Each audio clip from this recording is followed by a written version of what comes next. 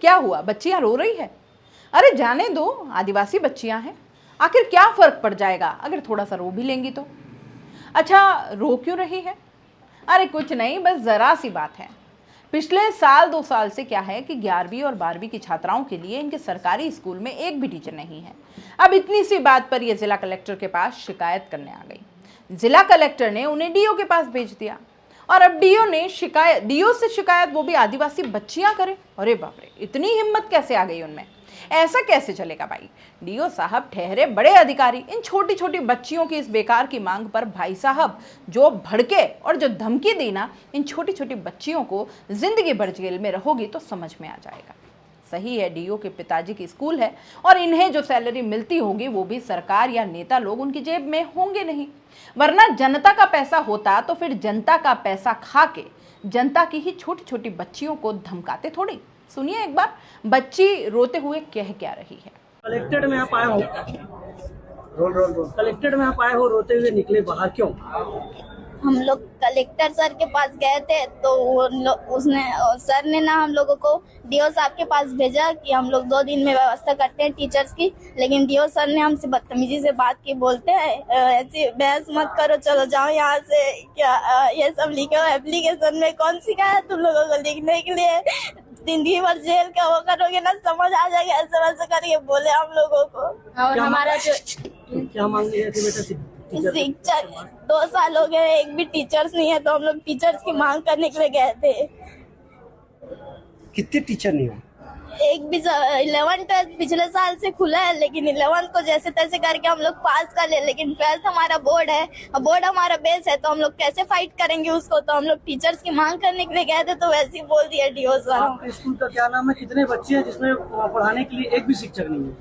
हाँ, government higher secondary school आलीवारा से है हम लोग, और 4 टीचर्स बस हैं, वो भी 9th-10th के लिए है, 11th-12th के नहीं है। वो सर मैम जो है वो 160। अभी क्या चाह रहे हो? अभी हमारे पास टीचर आ जाए ऐसे करके बोलने के लिए आए थे, लेकिन डीओ सर ने हमको ये सब बोल दिया। ठीक है, आपका नाम बताओ। आरती साहू, 12th बायो। सुना, ये हाल है और इस तरह से हम बनाएंगे विश्व गुरु। इन गरीब बच्चों के लिए एक शिक्षक की व्यवस्था हम नहीं कर पाते। बच्चे उनकी जायज मांग लेकर जाएंगे तो उन्हें दुत्कार कर धमका कर भगा देंगे और उसके बाद हम कहेंगे बेटी पढ़ाओ बेटी पढ़ाएंगे। वैसे दिक्कत क्या है, ये लोग गांव के आदिवासी बच्चे हैं और ये जो अधिकारी बने बैठे हैं या सरकारें भी शामिल हैं, ये समझते हैं कि आदिवासी अरे ये पढ़कर क्या करेंगे, या फिर मोदी जी नारा देते हैं कि आत्मनिर्भर बनो। अगर टीचर नहीं है तो क्या हुआ, खुद पढ़ो और आत्मनिर्भर बनो। इस मामले पर कांग्रेस की जो प्रवक्ता हैं सुप्रिया श्रीनेत एक्स पर वीडियो शेयर करते हुए कहती हैं कि छत्तीसगढ़ के राजनांद गांव के सरकारी स्कूल में 11वीं 12वीं के लिए एक भी टीचर नहीं है। अब बच्चे टीचर नियुक्ति की मांग को लेकर कलेक्टर के पास गए साहब, उन्होंने डीओ के पास भेजा। डीओ ने दुत्कार कर कहा कि जिंदगी भर जेल में रहोगे तो समझ में आ जाएगा। आरती साहू जैसे बच्चों की इस देश से क्या उम्मीदें हैं?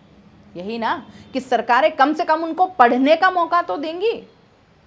और सोचिए जरा, हम अपने बच्चों को महंगे महंगे स्कूल भेजते हैं, ट्यूशन लगवाते हैं, और इसी देश में कुछ बच्चे पढ़ने के लिए बेचैन हैं, लेकिन सरकारें उन्हें पढ़ने नहीं दे रही, उनको वो ज़रूरी सुविधाएं मुहैया नहीं करवा रही।